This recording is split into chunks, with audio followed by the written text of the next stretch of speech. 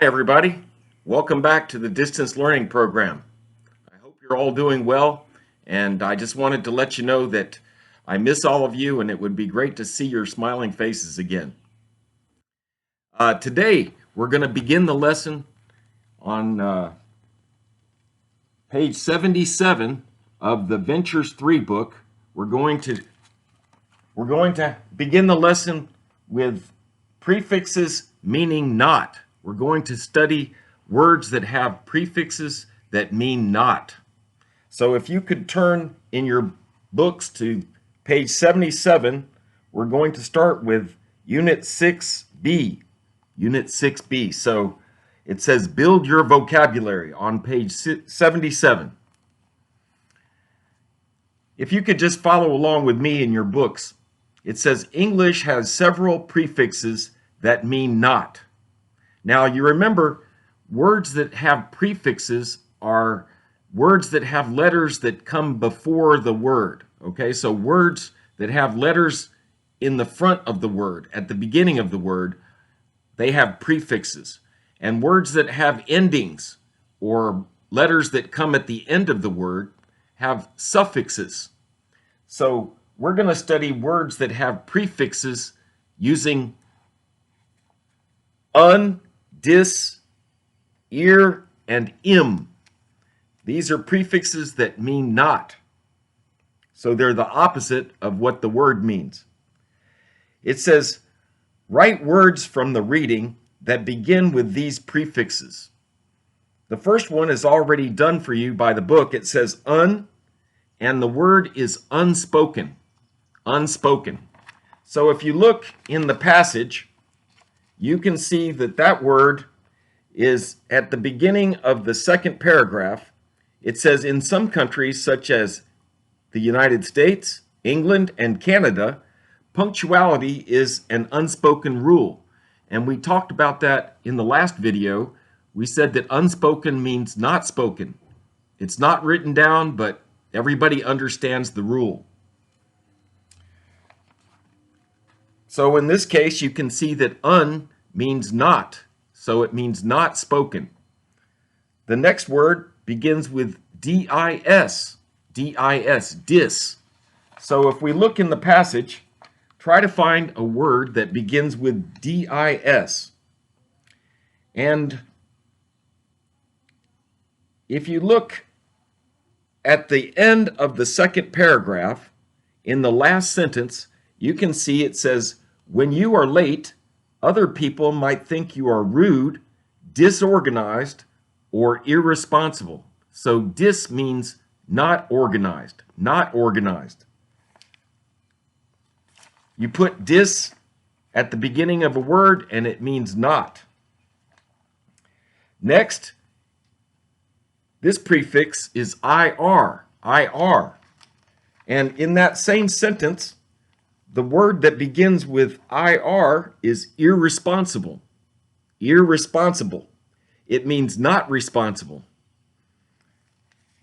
So that was easy to find. It was in the same sentence with disorganized. And finally, the word that begins with im, which is pronounced im, let's find that. That's in the third paragraph, and it's in the second sentence. It says, for example, when an invitation for dinner says 6 p.m., it is impolite to arrive more than 5 or 10 minutes late. So that means it's not polite, or it could be considered rude. So I hope that this was easy for you to understand. Just putting these prefixes at the beginning of a word just means it's not whatever the word says. Let's look at part 2.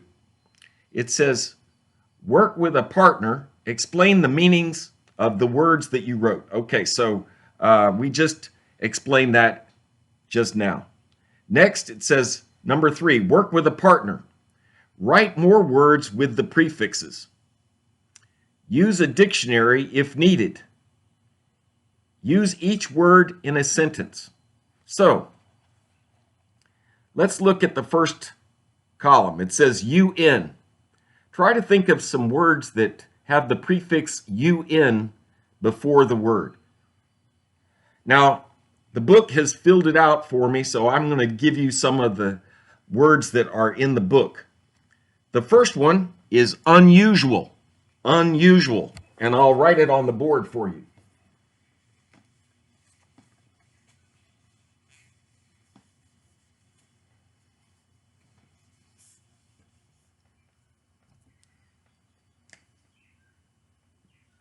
Unusual. The next word is unimportant. Unimportant.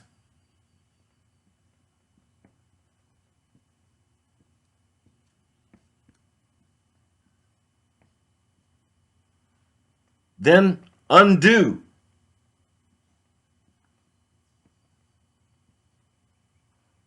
And finally, unable. Unable. Now, you might have thought of some different words that begin with un, but these are the ones that were given to me in the book. Unusual, unimportant, undue, and unable. It means not usual or not important. After you do something, the reverse of doing something is undoing it. And then finally, unable means you're not able to do something. Next, let's look at the words that begin with dis as the prefix. Dis. The first word is disagree.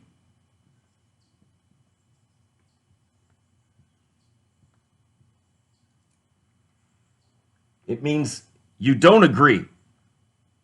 So dis is the prefix and agree is the word.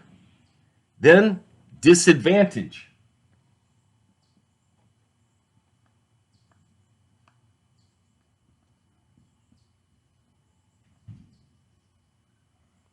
The third word is disable.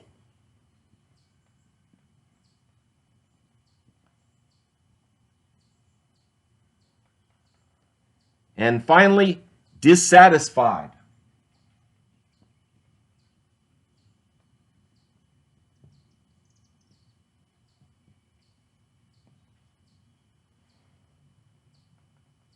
Disagree, disadvantage, disable, and dissatisfied.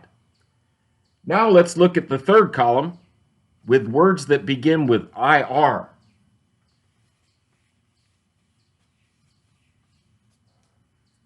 The first word is irregular.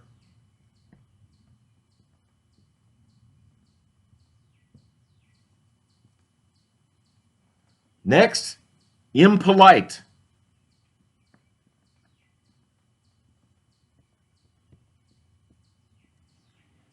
That was the word that was used in the passage, impolite. Imperfect, meaning not perfect.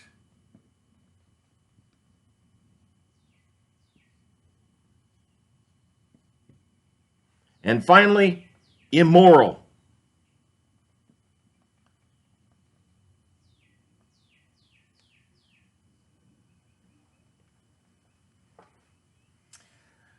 A person that would do something immoral is doing something that everyone would say is wrong or it's sinful. So immoral means not good, not good. Very bad, very bad. It's immoral to cheat on your wife, or it's immoral to kill someone. So these are immoral acts. Next, it says, talk with a partner. Ask and answer the questions. These are things that you can think of answers individually, or you could talk with somebody like a neighbor or someone in your household about these things. It says, look at your answers for the events listed in question 4. When should you arrive for those events in your native country? Now that was question 4 back in part 3, when it talks about the different events and what are the social rules about time regarding those events. So if you look back at the top of page 77 in section 3, question number 4, you can talk about the times that you would normally arrive for those events in your native country. Number 2 says, someone is late to a job interview. Do you believe that person is irresponsible? Why or why not? Now remember, in America, it's considered very unacceptable to arrive at a job interview late. Many times, the interview gets canceled if you are not on time, and therefore you probably won't get the job. So it's extremely important to arrive early for a job interview. Number 3 says, you are 30 minutes late for lunch with a friend. Do you believe that is impolite? Why or why not? Now, sometimes friends might make an exception for you if it's a very serious reason why you are late. But most of the time, it's considered rude in America if you arrive at a dinner or at an appointment late. So please keep that in mind. All right. Now we're ready to turn to page number 79, and we're going to read the paragraph in Unit 6, and this is Lesson E, Unit 6E. So turn to 79 and look at the green paragraph at the top of the page, okay? It says, how Lucinda manages her time. Lucinda is not a very good time manager. For example, this is the way she does her homework. First, she sits down and takes out her books. 2 minutes later, she decides to get a cup of coffee.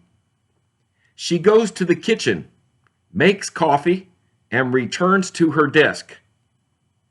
Before she starts reading, she checks her email. Then the phone rings.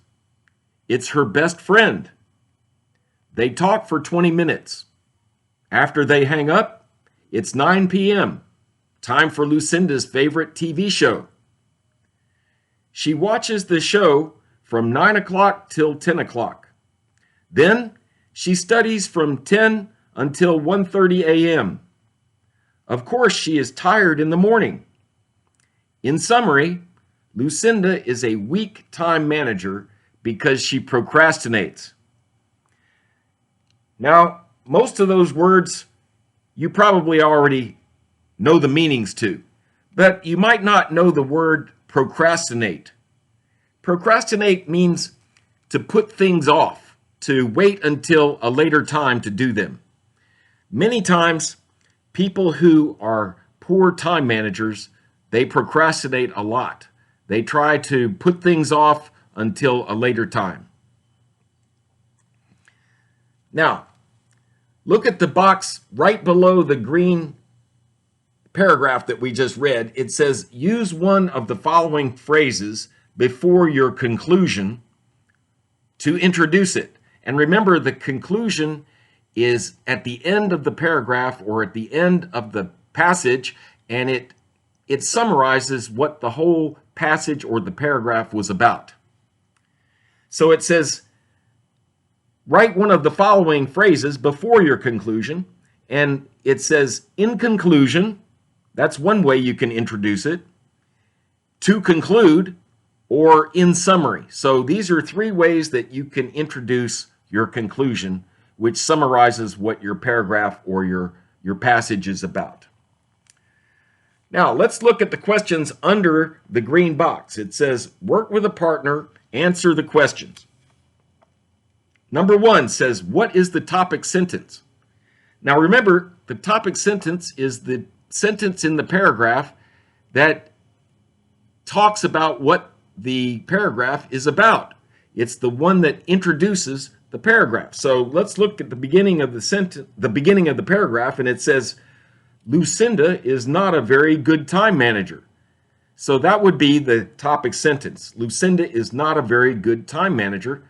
And what that paragraph is all about is about how she is mismanaging her time. Number 2, how many examples does the writer give about Lucinda? Well, let's take a look at the paragraph and see. It says, first, she sits down and takes out her books.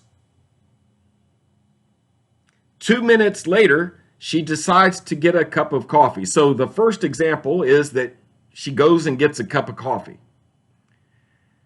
She goes to the kitchen, makes her coffee, and returns to her desk. Okay, before she starts reading, she checks her email. So that's the second example of how she doesn't manage her time very well. She checks her email.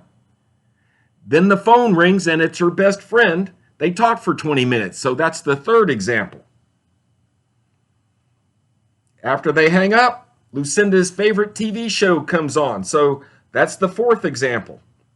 And she watches it from 9 to 10. So there are 4 examples of how she doesn't manage her time very well. And that's pretty easy to see just by going through the paragraph and noticing what all of the examples are that she has of mismanaging her time. Number 3 says, which phrase introduces the conclusion? Remember, the conclusion comes at the end of the paragraph. And it says here, the last sentence, it says, in summary, Lucinda is a weak time manager. So this is what introduces the rest of the conclusion. It says, in summary, right there. So that's what phrase is used to introduce the conclusion. Now, if you would like to write a paragraph about the kind of time manager that you are, you can follow this same pattern. And down here at the end of page 79, where it says check your writing, you can make sure that your paragraph has a topic sentence. It says, my topic sentence says what kind of time manager I am writing about. Are you writing about a good time manager or a poor time manager?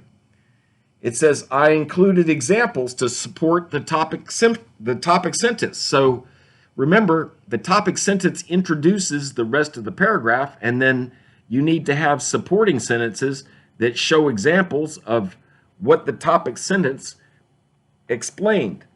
Then finally it says, I used a phrase to introduce my conclusion, so that you can let the reader know that you're introducing the conclusion at the end of the passage.